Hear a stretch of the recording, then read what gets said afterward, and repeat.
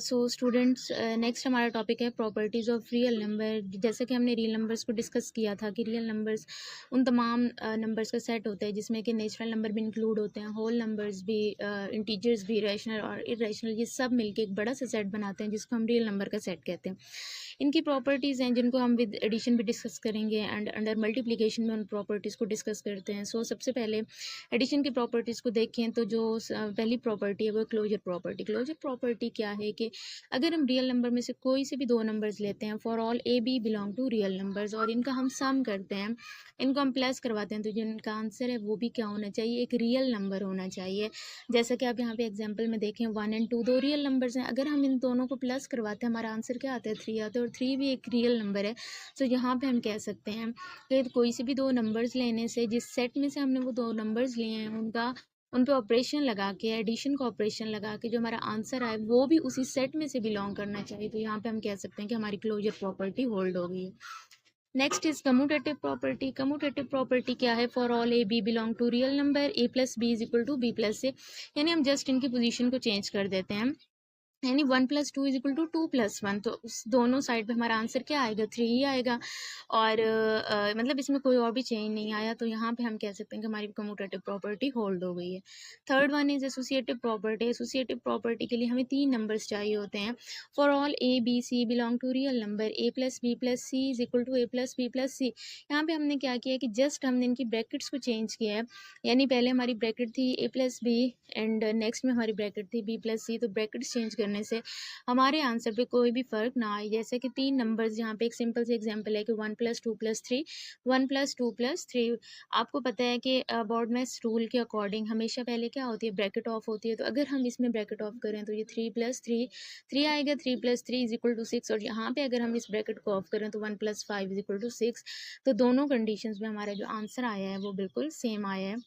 सो इसको हम कहते हैं associative property. Fourth one is additive identity. Additive identity क्या होती है कि सेट में से एक ऐसा नंबर होना चाहिए कि जिसको हम सेट के दूसरे नंबर के साथ ऐड करवाएं तो हमारा जो आंसर है वो वापस वही नंबर आए जिसके साथ हमने उसको ऐड करवाया है। तो हमारी जो रियल नंबर की एडिटिव आइडेंटिटी है वो हमेशा क्या होती है, वो ज़ीरो होती है, क्योंकि ज़ीरो को आप किसी भी नंबर में ऐड करवा लें, 0 + 1 एक कोई से भी आप नंबर ले सकते हैं, तो आंसर हमेशा आपका क्या आएगा, ए ही आएगा। सॉरी यहाँ पे मिस्टेक हो गई, 0 + ए इज इक्वल टू क्या आएगा, ए आएगा। ठीक है, तो 0 को हम कह सकते हैं कि वो हमारी एडिटिव आइडेंटिटी है। Next is additive inverse. For all a belong to real number, A plus minus a is equal to 0। Inverse एक ऐसा नंबर होता है कि जिसको हम किसी नंबर में ऐड करवाएं तो हमारा आंसर क्या है, एडिटिव आइडेंटिटी।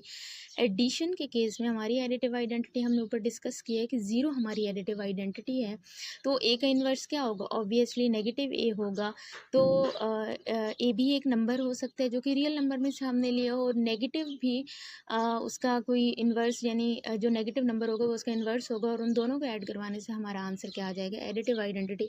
यहाँ पे हम कह सकते हैं कि ए और माइनस एक दूसरे का क्या है, एडिटिव इन्वर्स हैं। इसकी एग्जाम्पल को भी आप देख सकते हैं कि 7 का इन्वर्स क्या होगा, -7 ही होगा, क्योंकि 7 और -7 को जब हम ऐड करवाते हैं तो हमारा आंसर क्या आता है, 0, एडिटिव आइडेंटिटी।